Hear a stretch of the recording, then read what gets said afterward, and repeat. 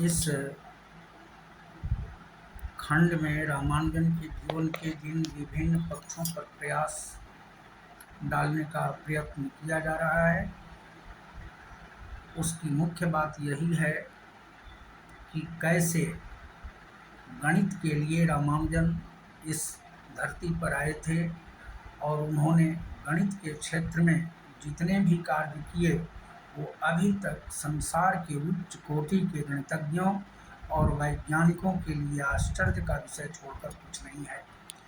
अभी भी गणितज्ञ इस बात पर एकमत नहीं है कि रामानुजन को उन गणितीय सूत्रों एवं परिवेशों का आभास कैसे होता था, लेकिन सत्य बात यही है कि सत्य के काफ़ी निकट, यथार्थ के काफ़ी निकट रामानुजन गणित को ले जाते थे और उनको दैवी रूप में गणित का इतना प्रचुर ज्ञान हो जाता था कि वो उपनिषदों की शैली में गणितीय सूत्रों की व्याख्या करते थे।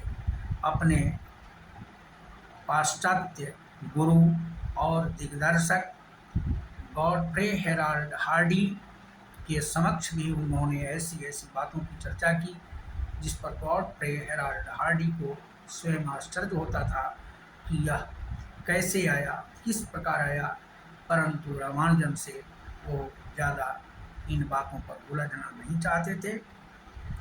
जैसा कि इसके पहले वाले खंड में यह बताया गया कि गवर्नमेंट कॉलेज में जब रामानुजन ने अपने गणित की शिक्षा के लिए आगे के लिए प्रवेश लिया, तो वहाँ पर उनकी भेंट गणित के उच्च कोटि के विद्वान पीवी सेसुअय्यर से हुई और जहाँ उन्होंने अनंत श्रेणियों से संबंधित कई सूत्रों को दिखलाया भी था, जिसकी खोज रामानुजन ने स्वयं की थी। विद्वान शिक्षक पीवी सेसुअय्यर ने रामानुजन के सूत्रों की सराहना की और रामानुजन को अन्य विषयों की पढ़ाई पर भी ध्यान देने की सलाह दी। रामानुजन का मन अन्य विषयों की ओर से बिल्कुल ही उचट सा गया था। गणित के अतिरिक्त उनका मन किसी अन्य विषय में लग पाता ही नहीं था। मनोविज्ञान रामानुजन को बिल्कुल पसंद नहीं था, क्योंकि इसमें शरीर के विभिन्न अंगों के चित्र बनाने होते थे और उनमें ऐसी भी बातें होती थी जिन्हें एक कर्मकांडी ब्राह्मण के करने की बात तो अलग रही, सुनना भी पाप करने के समान था। यह एक मुख्य कारण था जिसकी वजह से रामानुजन मनोविज्ञान से काफ़ी दूर हट गए। मनोविज्ञान की चर्चा तक उन्हें पसंद नहीं थी।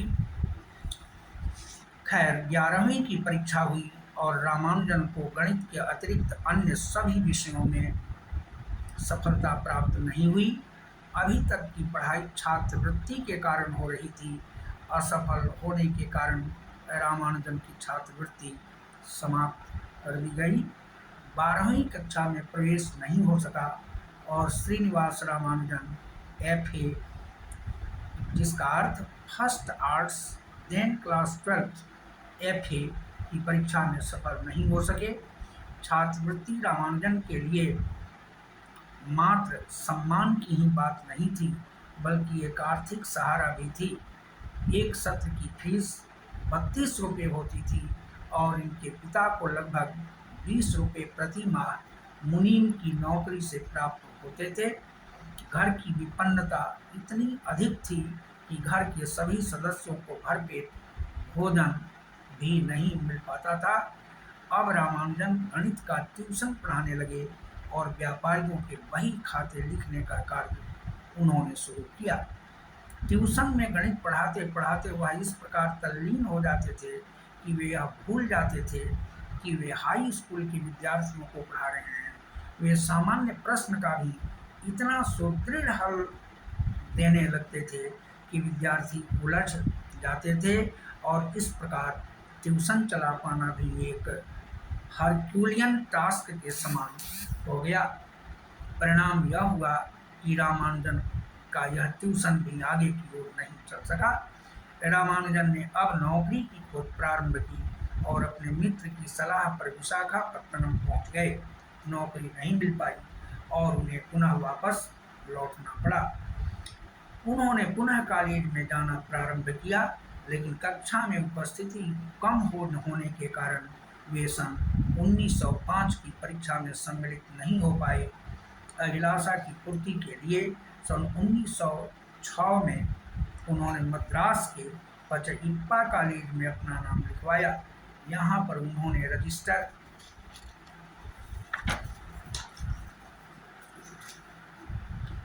में अपने द्वारा आविष्कृत सूत्र गणित के अध्यापक एन.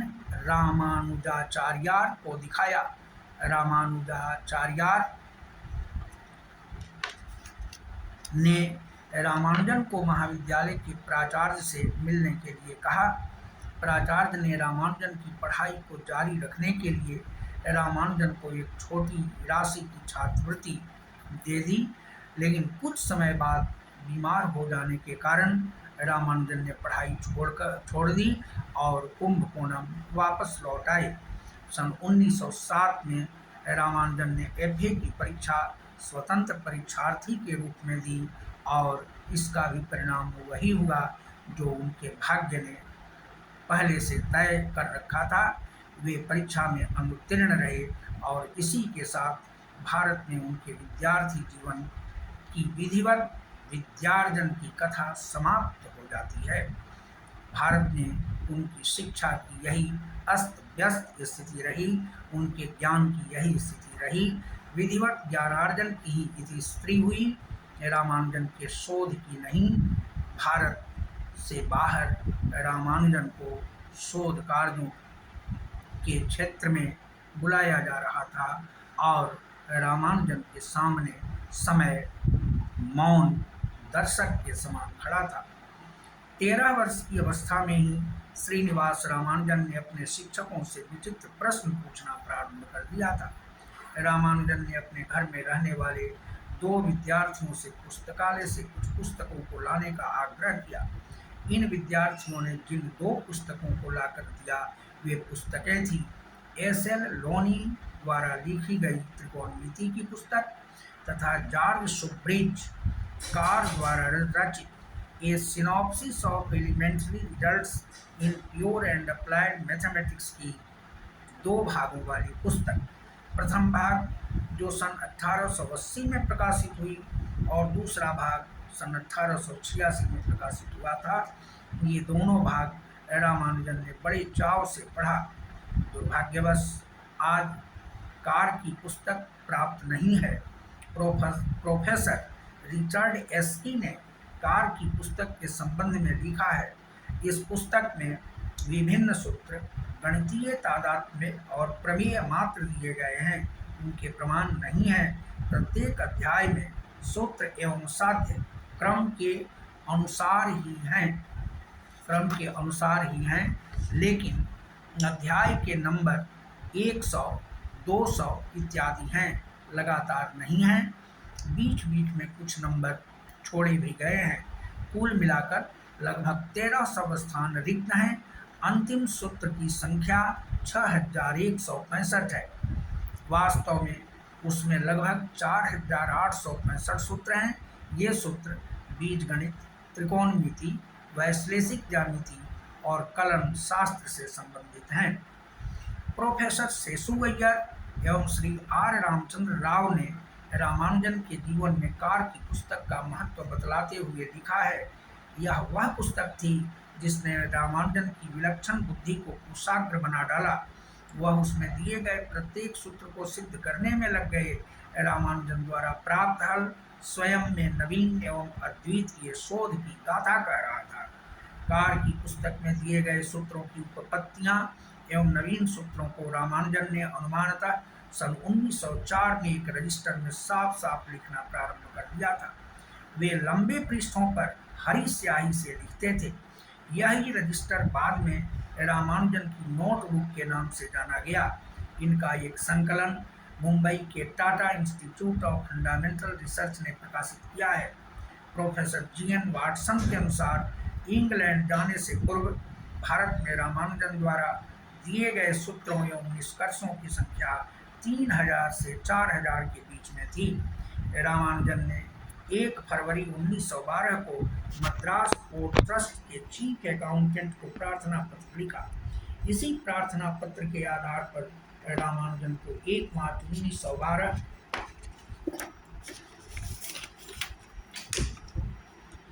से 30 रुपये प्रति माह के वेतन पर मद्रास पोर्ट ट्रस्ट के क्लास 3 ग्रेड 4 के अकाउंटेंट विभाग में किराने की नौकरी मिली। रामानुजन की यह नौकरी ऐसी सिद्ध हुई जिस पर कार्य करते हुए रामानुजन अपने शोध कार्य में लगे रहे, बल्कि यह कहा जाए रामानुजन की इसी नौकरी ने उन्हें इंग्लैंड जाने का रास्ता भी दिखलाया। रामानुजन ने कैम्ब्रिज विश्वविद्यालय के प्रोफेसर H.F. बेकर और प्रोफेसर E.W. हॉबसन को पत्र लिखा, जिन पत्रों के साथ रामानुजन ने अपने किए गए शोध कार्यों का नमूना भी संलग्न किया। रामानुजन के पत्रों का क्या हुआ, इसे जानने के पूर्व हमें यह जान लेना चाहिए कि उस समय प्रोफेसर बेकर की आयु मात्र 48 वर्ष की थी। 1 मिनट और वे 32 वर्ष की आयु में ही रॉयल सोसाइटी के सदस्य चुन लिए गए थे। सन 1910 में बेकर को सिल्वेस्टर पदक प्राप्त हो चुका था। 1 वर्ष पूर्व वे लंदन मैथमेटिकल सोसाइटी के अध्यक्ष रह चुके थे।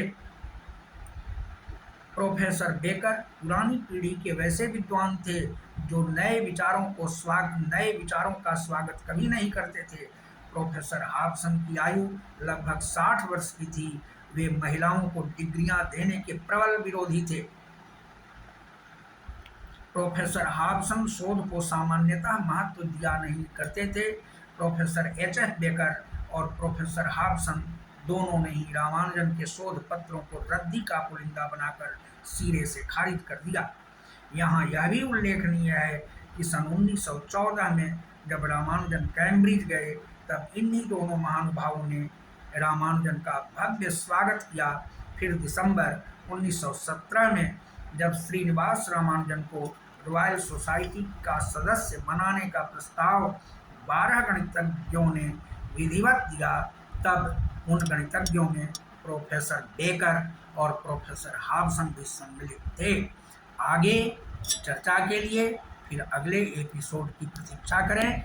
और यह उस महान, गौरवशाली और आध्यात्मिक तथा अलौकिक गणितज्ञ की महागाथा है, जिसे सुनकर भारत में रहने वाला प्रत्येक आदमी गौरवान्वित अपने आप को समझेगा और जानेगा कि एक विपन्नता की स्थिति में महानता कितनी लाभदायी होती है, और जिसे महान होना होता है वो महान बनता ही है।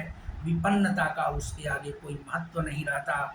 इस पूरी गाथा को सुनने के बाद गौरव से मस्तक ऊंचा करते हुए कोई भी भारतीय कह सकता है कि हमारी गणितीय और हमारे शोध की परंपरा इस प्रकार की रही है।